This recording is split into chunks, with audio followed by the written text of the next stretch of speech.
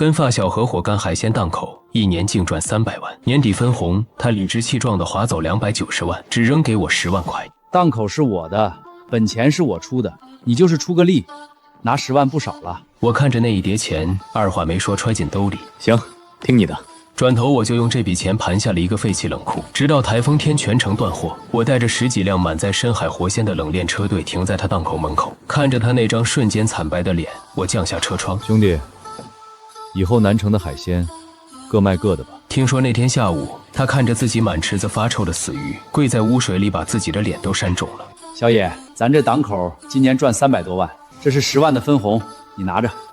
我看着信封没吭声，脑子里却有个算盘在响。一年365天，我每天凌晨2点去码头接货验货，拉回店里入池打养，再到清晨6点给市里各大酒楼送货。整整1年，我没睡过一个囫囵觉。档口的流水做到了1000多万，刨去损耗租金、人工、水电，年底净利润正好300万。李飞理所当然地拿走290万。小野，做人得懂感恩。这档口的名字是我的，当初的50万本钱是我出的，没有我给你这个平台，你现在还在渔船上给人拉网，你就是出个力，拿10万不少了。你去外面打听打听，哪个水产搬运工一年能拿10万的？何况我还包了你1日3餐呢。拿着钱给你瘫痪的老爸买点营养品，过个好年。这就是我的好兄弟。当初档口刚开业，他因为操作失误，海鲜死了一池子，是他拉着我的手急得直哭。小野，全靠你了，只要干起来，赚了钱咱们兄弟平分。我信了，我豁出命去干，陪酒楼的采购经理喝到胃出血，在零下10度的冷库里一蹲就是半宿，硬生生把这个档口做成了南城水产市场的销冠。现在档口火了，钱赚到了，他告诉我，我只是出个苦力，这就是他嘴里的兄弟情。我没说话，只是笑了笑。我拿起桌上的信封，连点都没点，直接揣进兜里。行，听你的。李飞见状，眼里闪过一丝鄙夷，随即哈哈大笑起来。这就对了嘛，识物者为俊杰。小野，好好干，明年哥换了保时捷，旧的奥迪借你开回村威风威风。不用了，飞哥，过了年我就不来了。你什么意思？拿了钱想撂挑子？我回头看了他一眼。飞哥说的对，我就是个出力的。这一年我力气出完了，以后档口的生意，飞哥自己多操心。李飞以为我是个傻子，以为我不敢离开他这个平台。可他不知道的是，南城市场这300多个大大小小的水产老板，认的根本不是他李飞的招牌，而是我林野的这双眼睛。离开市场，我没有回家，而是直接去了一趟南城商业银行，把我存了3年的死工资全部提了出来，加上这10万，一共35万。紧接着，我直奔南城冷链物流园的招商中心，那里有全南城最大的废弃冷库群。别人嫌那里设备老、风水差，我却知道那里是距离高速口最近的交通枢纽。我拨通了招商处的电话。喂，王经理吗？南区那间最大的冷库我租了，对，现在就签合同。不久后，王经理带着我来到了3号废弃冷库，生锈的铁门发出令人牙酸的摩擦声，空气里弥漫着一股常年不见天日的霉味。王经理拿着手电筒，在前面深一脚浅一脚地走着。林老弟，真不是哥哥坑你，这冷库废弃3年了，制冷压缩机虽然还能转，但耗电量大，而且位置太偏，你图什么？我抬起头，环顾着这间足足有500平米的巨大冷库。别人看是偏，但我知道，从这里出门上高架，去市中心几个最高档的海鲜酒楼，比李飞在水产市场的核心档口还能快出20分钟。干海鲜这行20分钟，那就是生与死、鲜与臭的天壤之别。就这间了。我从兜里掏出银行卡递给王经理，押1付3，连带检修设备，今天下午能办妥吗？王经理愣住了，像看疯子一样看着我。35万对于打工仔来说是砸锅卖铁的全部家当，在这砸进一个废弃冷库，简直是打水漂。行，你痛快我也痛快。下午5点前，我让人把冷库给你冻透了。我走出物流园的时候，冷风直往领口里灌，但我不仅不冷，血液反而烧得滚烫。回到那个只有40平米的老破小出租屋时，天已经黑了，屋里乌烟瘴气。大舅正坐在沙发上吧嗒吧嗒地抽着旱烟，我妈在狭窄的厨房里煮着清水挂面，听到开门声，赶紧在围裙上擦了擦手走出来。小野回来了。我妈眼圈有点红，欲言又止。哟，这不是咱们南城大市场的销冠回来了吗？林爷，我今天下午听说李飞今年档口赚了300万，李飞大方，赏了你10万块，可你还真有骨气，把活给辞了。我点了点头，嗯了一声。你是不是脑子进水了？比家出本钱，拿大头天经地义。一个臭打工的，跟着人家后面喝口汤还嫌不够。你知不知道你爸还在医院躺着？你现在把工作辞了，你拿什么养家？小野，你大舅说话直，但理是这个理儿。李飞那孩子虽然傲了点儿，但好歹给的工资不少。要不你明天买点烟酒去给他道个歉，再回去干吧。回去干。妈，他李飞赚的300万是我拿命熬出来的，他不仅不念好，还把我当叫花子打发。我就是饿死也不会再去找他。你懂个屁！人家有钱有人脉，有市中心最好的档口，你有什么？我租了个冷库，单干。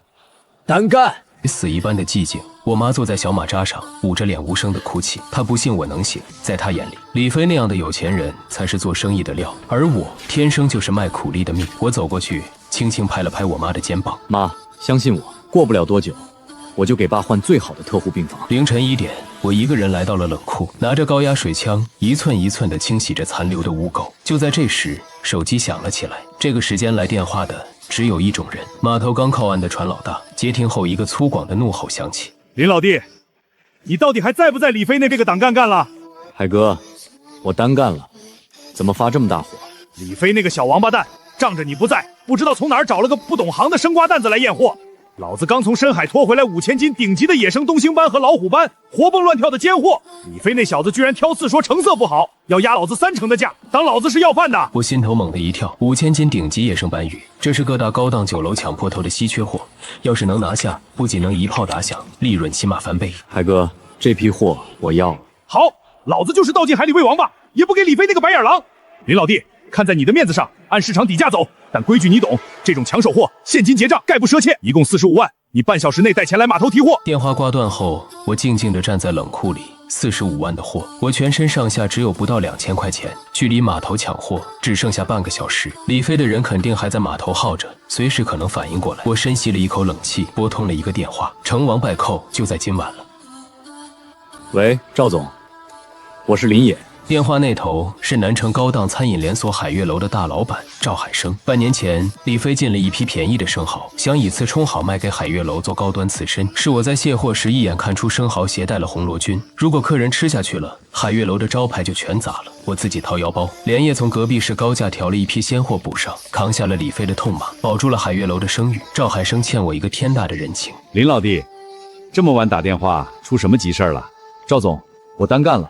现在人在南区物流园自己包了冷库，码头有5000斤顶级的野生东星斑和老虎斑，李飞的人不识货在压价。这批货我要结下来，但我手里没本钱。借我50万，这批鱼，海悦楼未来1个月的尖货，我按进价给你兜底，行吗？账号发我。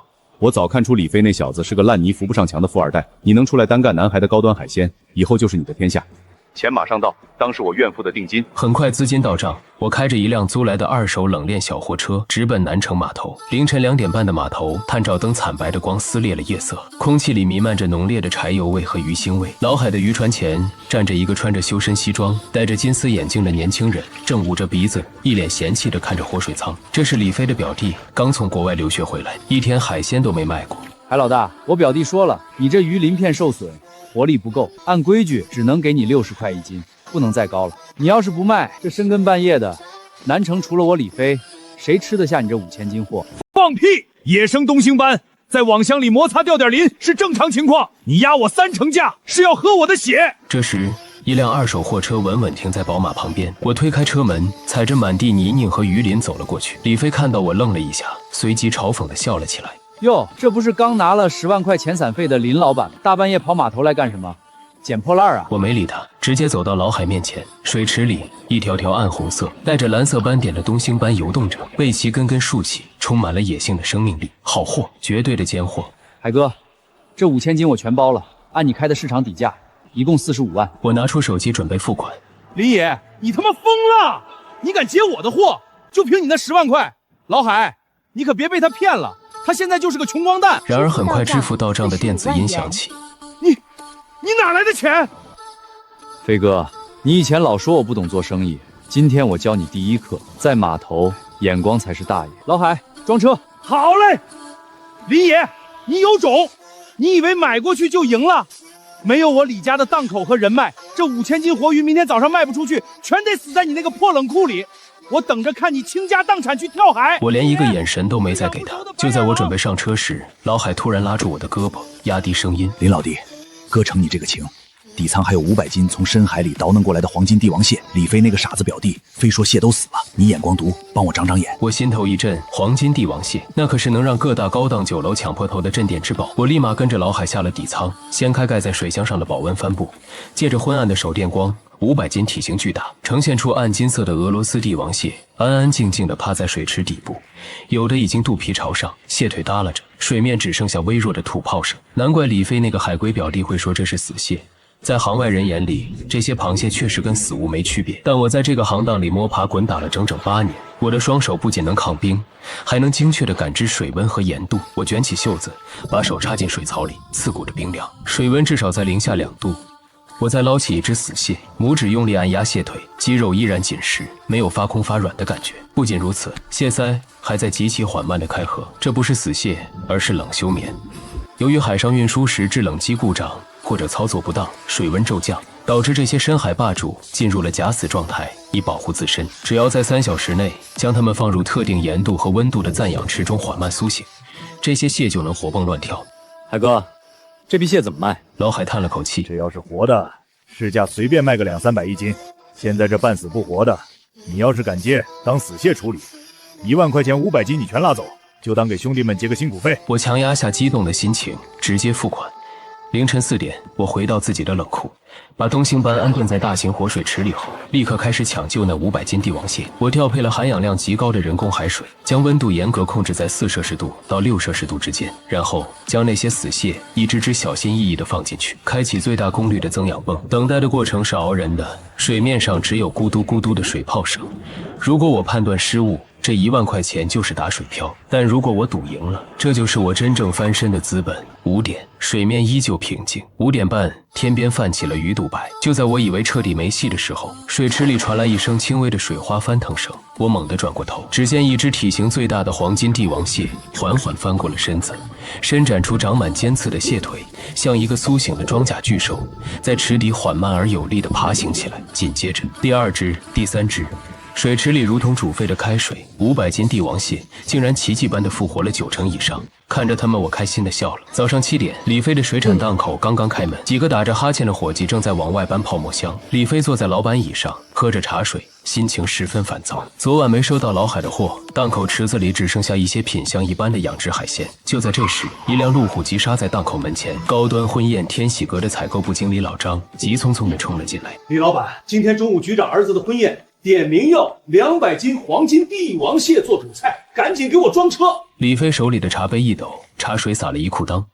张经理，帝王蟹今天断货了，你看这波士顿龙虾行不行？老张眼睛一瞪，放屁！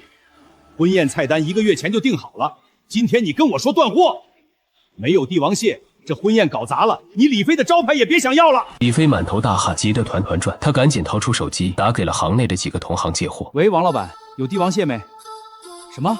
都被林野劫走了？刘哥，你那边有奸货吗？我操，你也去南区看货了？李飞彻底慌了。此时此刻，南区3号冷库门外停满了各种豪车和冷藏小货车，整个南城稍微有点头脸的酒楼老板和采购经理全挤在了我这个破旧的废弃冷库里。赵海生站在活水池前，看着里面活蹦乱跳的顶级东星斑和张牙舞爪的黄金帝王蟹，眼睛直放光。林老弟，你这眼睛绝了！这批黄金蟹，我海悦楼要200斤，800一斤，现金结算。老赵，你别吃独食，给我天喜阁留200斤，我们中午接了局长儿子的婚宴。我站在池子边，熟练地拿着捞网和电子秤，嘴角带着笑意。别急，各位老板，今天是我林野单干的第1天，东星斑150，黄金帝王蟹600，按规矩一手交钱一手提货。就在我的账户数字开始疯狂飙升的时候，李飞的电话打进来了。接起后传来李飞咬牙切齿的声音：林野，算你狠，你把那批帝王蟹卖给我，我按原价2倍给你。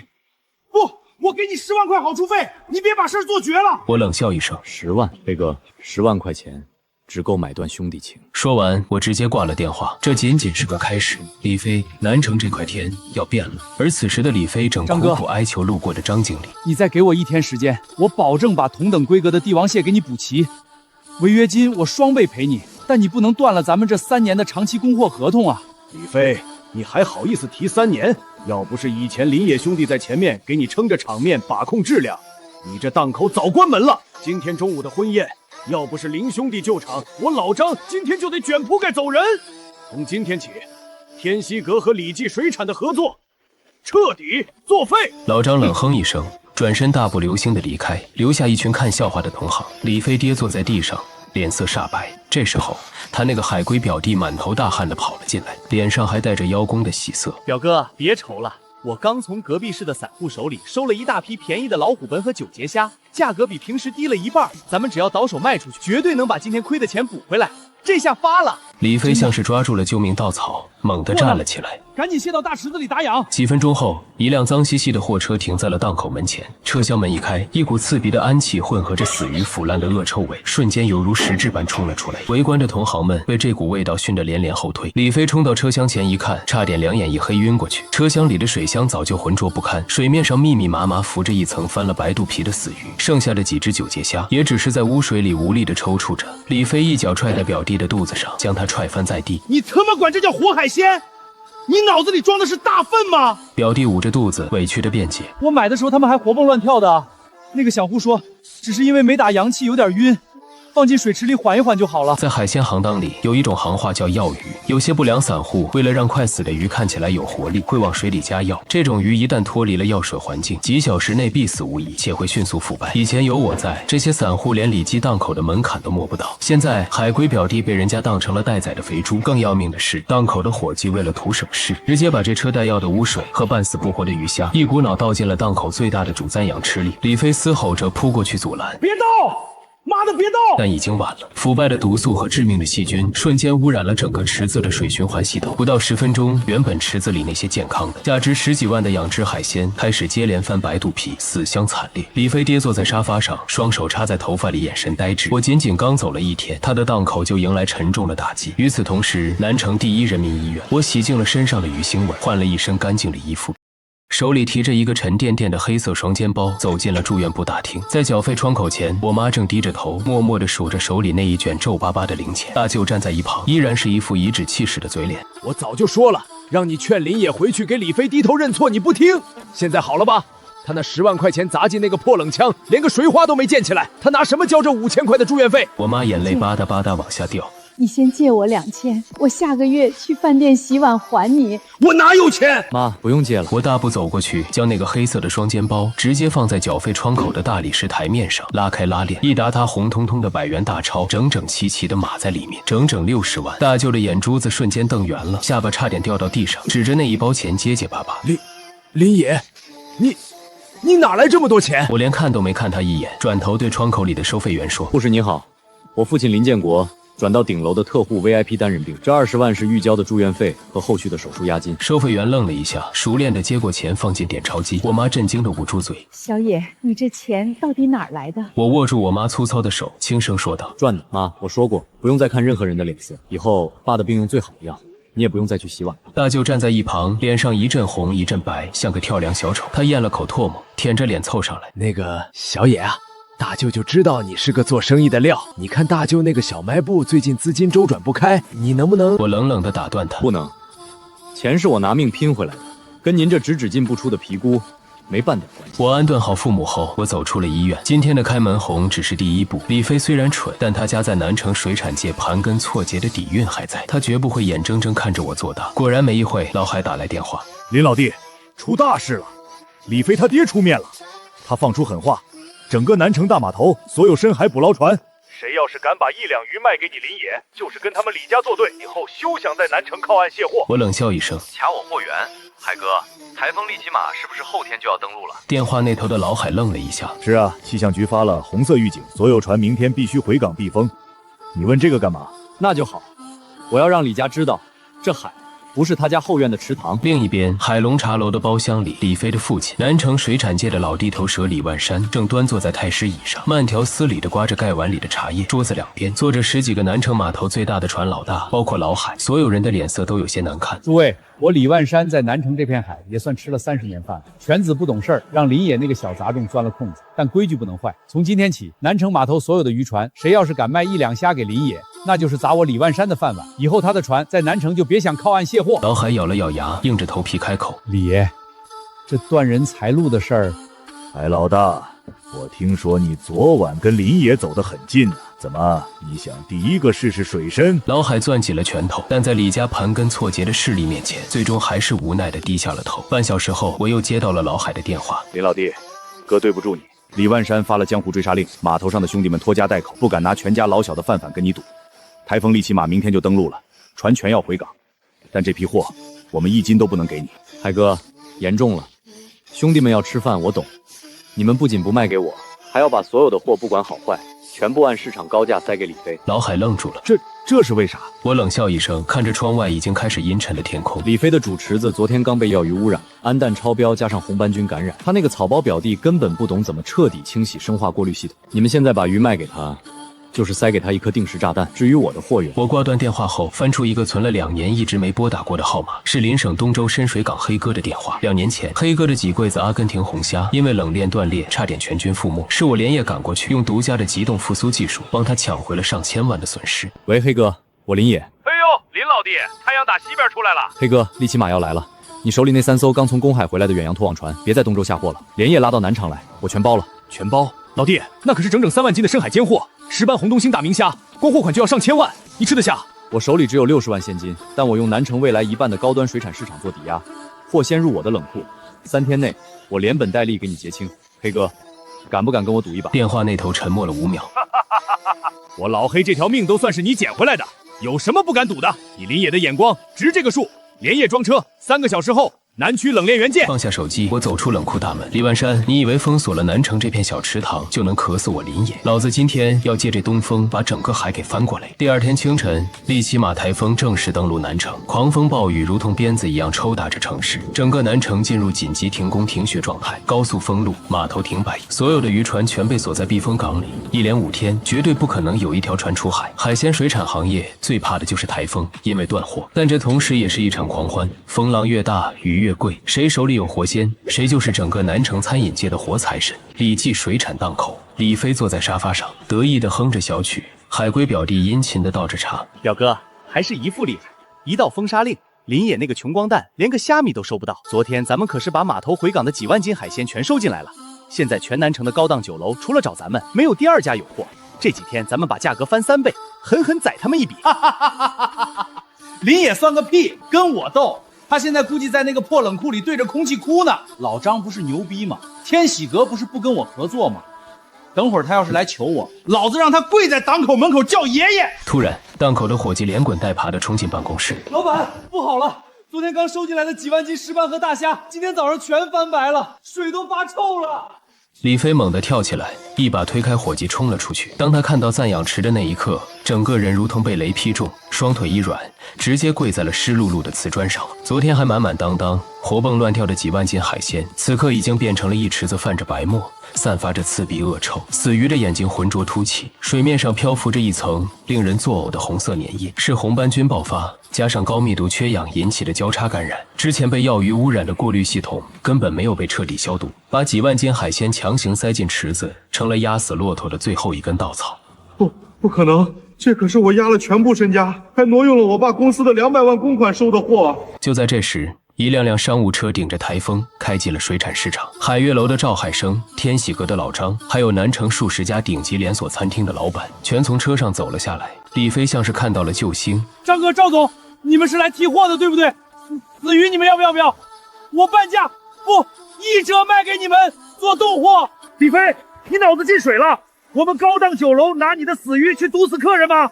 那你们来水产市场干嘛？整个南城现在只有我有货啊！谁说只有你有货？我们是路过这里，车队要在前面的路口集合，去南区物流园。南区物流园，林野？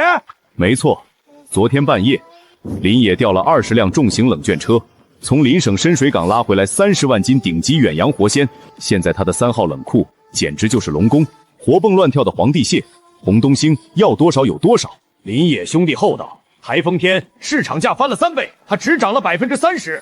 现在全南城的餐饮老板全在他那儿排队拿号。至于你这李记水产，留着养蛆吧。车队绝尘而去，溅了李飞一身腥臭的泥水。狂风中，李飞呆呆地看着空荡荡的档口，闻着那让人毛骨悚然的死鱼恶臭，终于两眼一黑，直挺挺地昏死在了污水里。不久后，李飞被送进医院。李飞他爸得知消息后来到病房，一记结结实实的耳光狠狠抽在刚打上点滴的李飞脸上，他半边脸瞬间肿起，嘴角溢出鲜血。废物，成事不足败事有余的畜生！200万！你不仅挪用了老子公司账上的200万去收那一堆烂鱼，现在还把李家的招牌彻底砸了！李万山将手里的文件狠狠砸在李飞脸上，纸张散落一地，那是10几份来自南城各大高档酒楼的律师函。台风天交不出货，按照合同，李飞不仅要退还预付款，还要赔付高达3倍的违约金。光是天希阁一家违约金就高达150万，加上其他酒楼，老子现在在南城还有个屁的面子！你知不知道？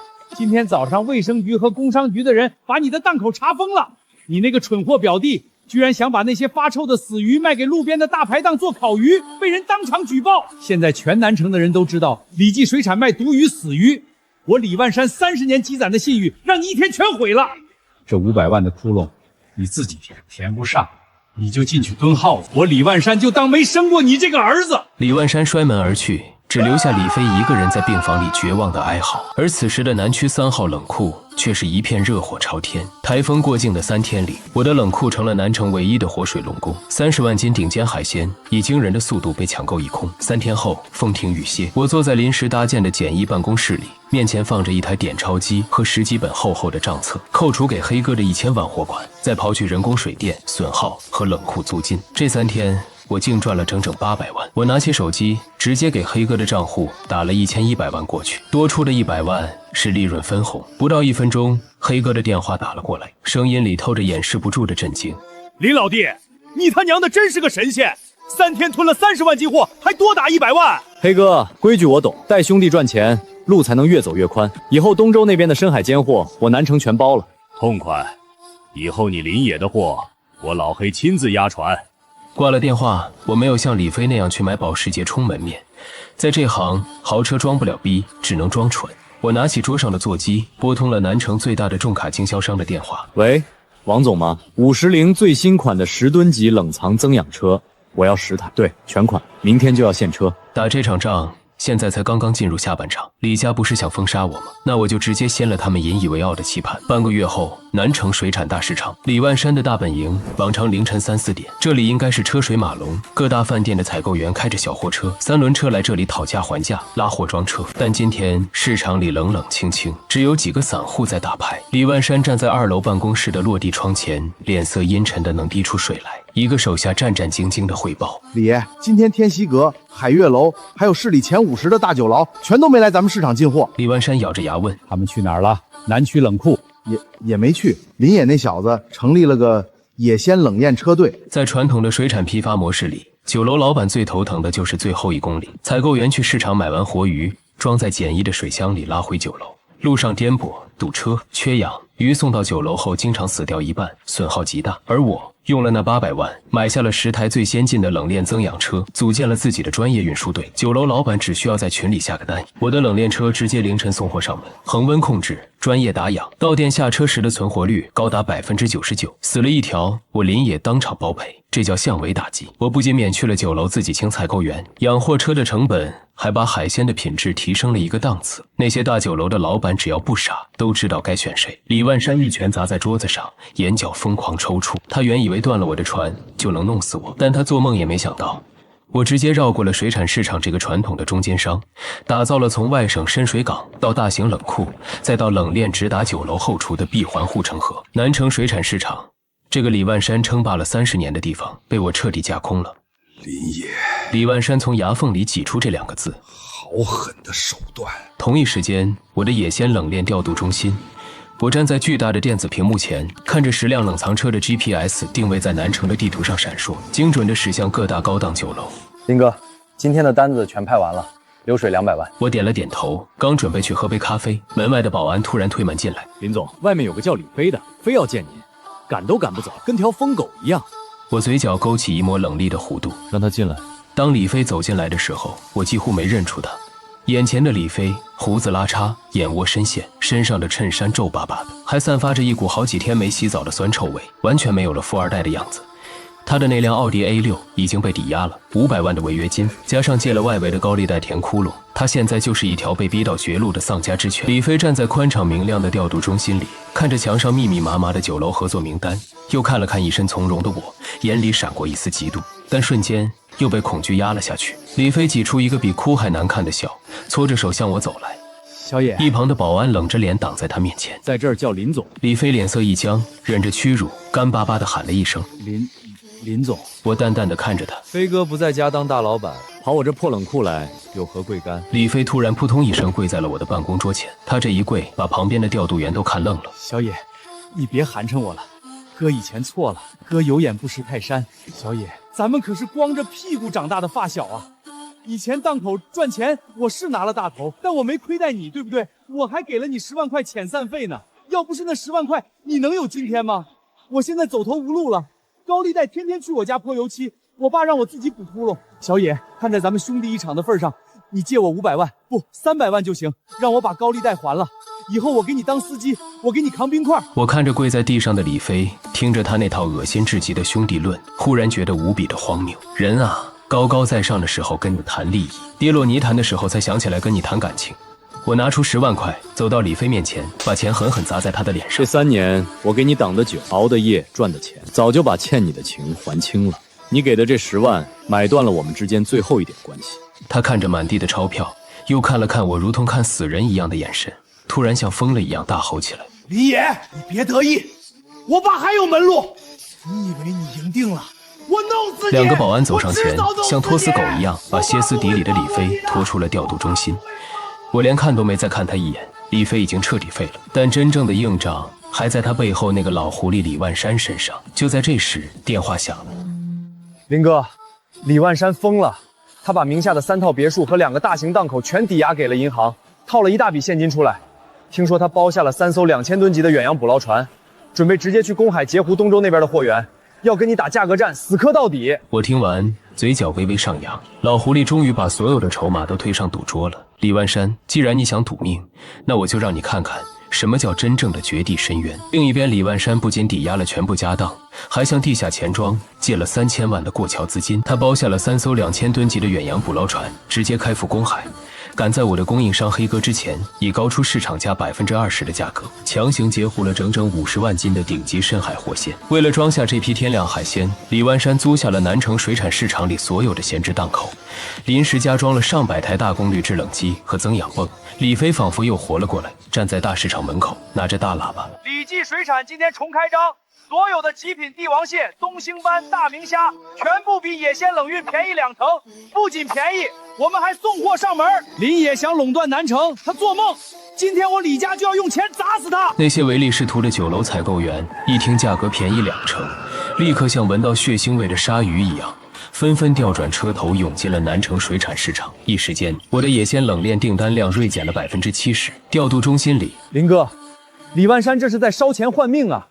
他低于进货价出货，每卖1斤都在亏钱，但他手里货太多了，这么打下去，最多半个月，咱们的市场份额就会被他全抢回去。我抬头看了一眼窗外刺眼的阳光，7月的中旬，室外温度直逼40度。我打开电脑，调出了一份南城供电局前天刚发布的夏季用电高峰红色预警通告。我指着通告上划红线的区域：南城水产大市场建于20年前，那里的核心变压器和地下电网早就严重老化了。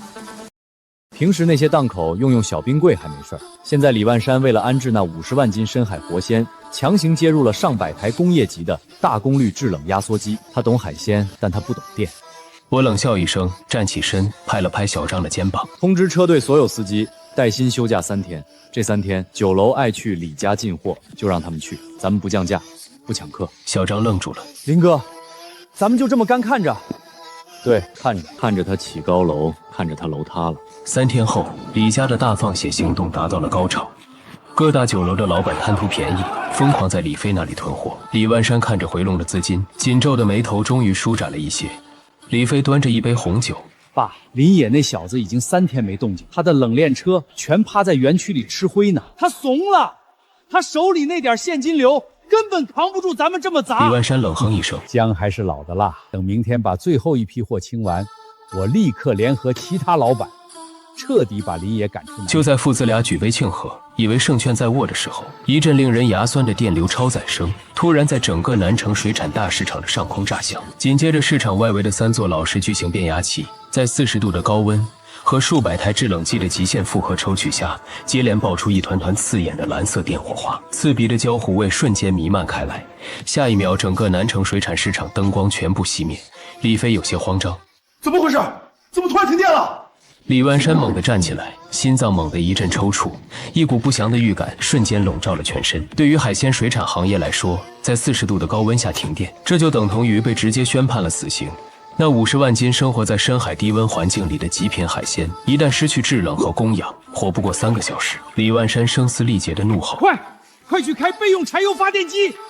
李飞连滚带爬地冲出办公室，带着几个伙计直奔地下发电机房。10分钟后，2台老旧的柴油发电机艰难地运转起来，档口里的一部分制冷机终于重新亮起了指示灯。李飞还没来得及喘口气，发电机却突然发出哐当一声巨响，机身剧烈抖动了几下，彻底卡死，冒出滚滚浓烟。飞哥不行啊！咱们4阶的制冷机太多了，负荷太大，备用发电机直接烧拉岗了！妈的，给我修！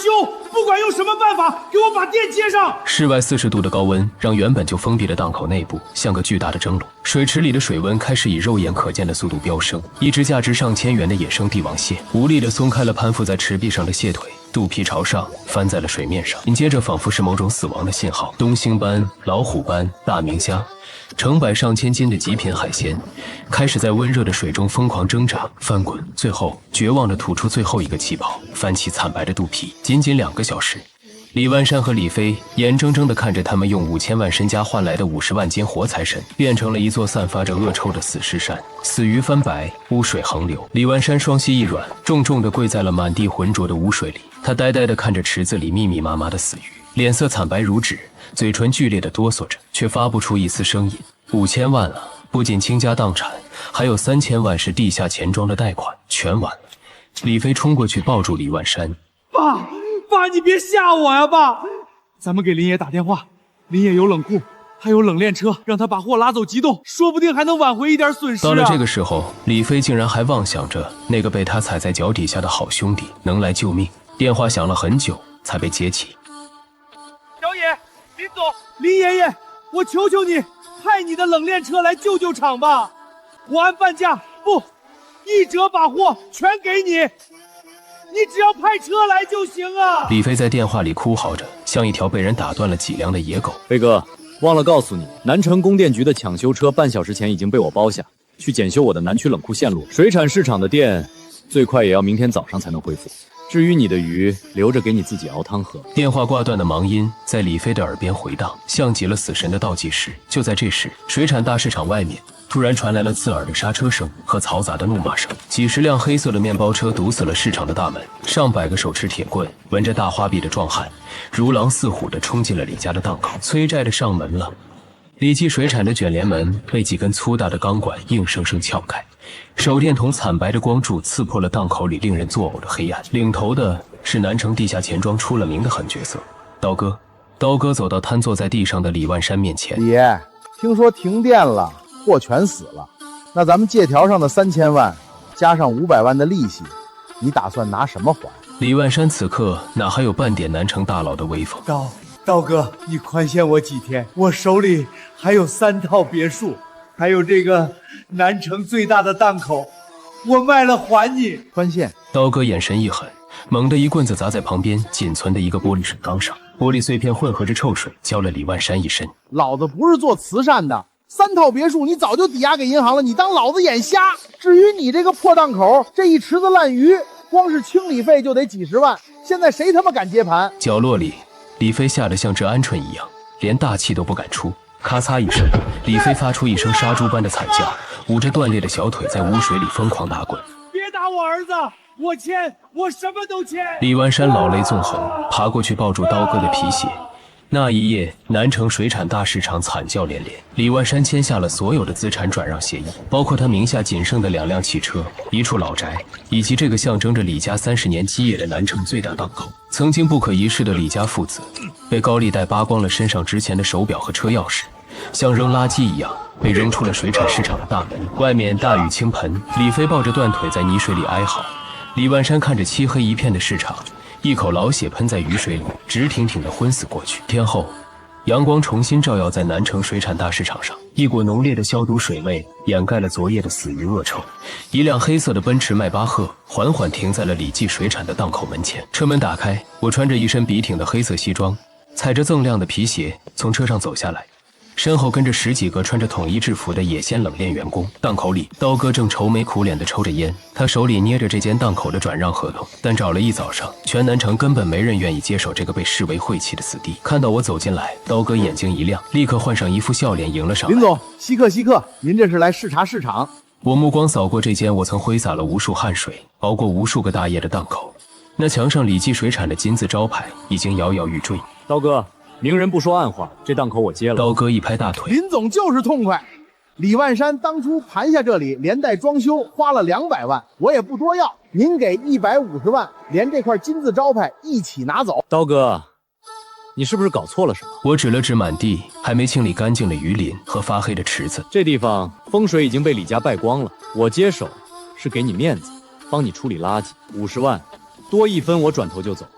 南区物流园有的是地方让我扩建。刀哥咬了咬牙，行，50万成交。10分钟后，合同签完，我站在档口中央，伙计们搬来了梯子，将墙上那块李记水产的金字招牌狠狠砸在地上，换上了崭新的“龙飞凤舞的野鲜集团”4个大字。就在这时，档口外面传来一阵垃圾桶被推翻的响动。我转过头，只见一个浑身脏得像泥猴、瘸着一条腿的乞丐正趴在档口对面的垃圾堆里，翻找出一个别人吃剩的半个包子。是李飞，他似乎感觉到了什么，抬起头，那张满是污垢的脸刚好对上了我的视线。他看到了迈巴赫，看到了向我低头哈腰的刀哥，更看到了那块原本属于他，现在却挂着我名字的招牌。巨大的反差像一把无形的重锤，狠狠砸碎了他最后的一丝神智。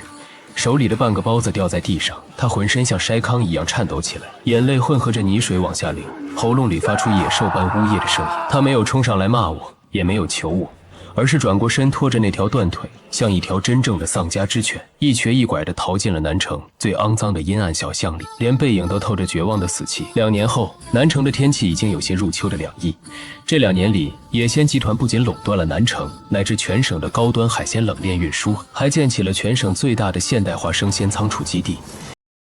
我爸的病在用了最好的靶向药后，已经奇迹般的痊愈。现在他和我妈住在市中心的江景大平层里，每天的任务就是去公园下棋打太极，再也不用看任何亲戚的冷眼。大舅那帮亲戚曾厚着脸皮提着礼物上门，想在我的公司谋个高管的差事，我直接让保安把他们连人带东西扔了出去。我的世界干干净净，只留给值得的人。今晚，南城商会在天喜阁大酒楼举办年度晚宴。作为南城新晋的青年企业家代表，我是被邀请的压轴贵宾。迈巴赫平稳地停在天喜阁金碧辉煌的大门口，我穿着手工定制的西装，推开门下车。天喜阁的老张现在已经是总经理了，早早地候在门口，满脸堆笑地迎上来。林总，您可算来了。市里的几位领导都在里面等您呢。就在我准备往里走的时候，司机按了按喇叭，探出头怒骂：“哎，那个保安，说你呢，瞎了眼吗？怎么只会倒车的？刮了车你赔得起吗？”我下意识地停下脚步，转头看去，在停车场昏暗的路灯下，站着一个穿着不合体的旧保安服、身形佝偻的男人。他手里拿着一根发光的指挥棒，左腿明显有点瘸，似乎是听到了司机的怒骂。那个瘸腿保安战战兢兢地抬起头，迎着迈巴赫耀眼的车灯看了过来，四目相对，周围的喧嚣仿佛在这一刻彻底消失了。李飞的脸比2年前老了10岁不止，深深的皱纹刻在眼角，